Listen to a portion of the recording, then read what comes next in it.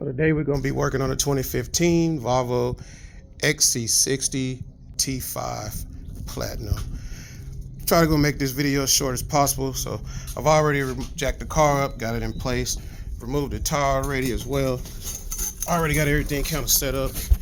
On these cars, the reason it's a little different on changing out the brakes is because it has an electronic brake release, which is this box here that is sitting on the caliper. So that piston in there has a rod that's shot out, that stays out, that you have to release from the brake. So there's only 3 ways to do it. You can pull this clip here off, get 2 prongs of a 9-volt battery, put it in there, give it that voltage, it'll back it out.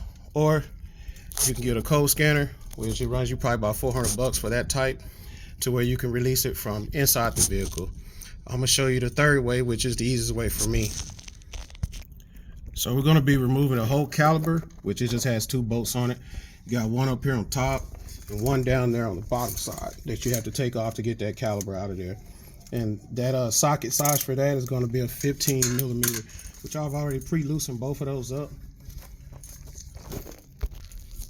Okay, so we've got the caliper off and the rotor. We've taken the rotor off as well.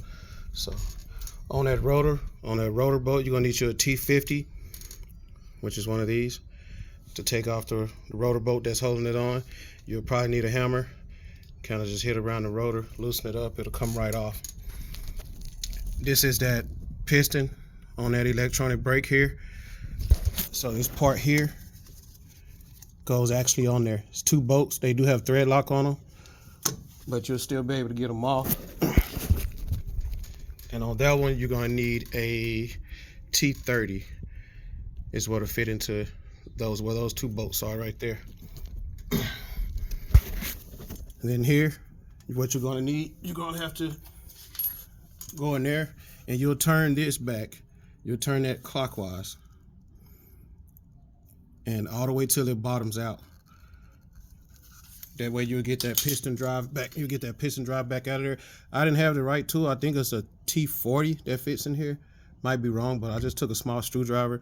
Just make sure you don't mess up the teeth that are in there. I don't know if the camera can focus it. Just turn it all the way to the right or clockwise until it stops.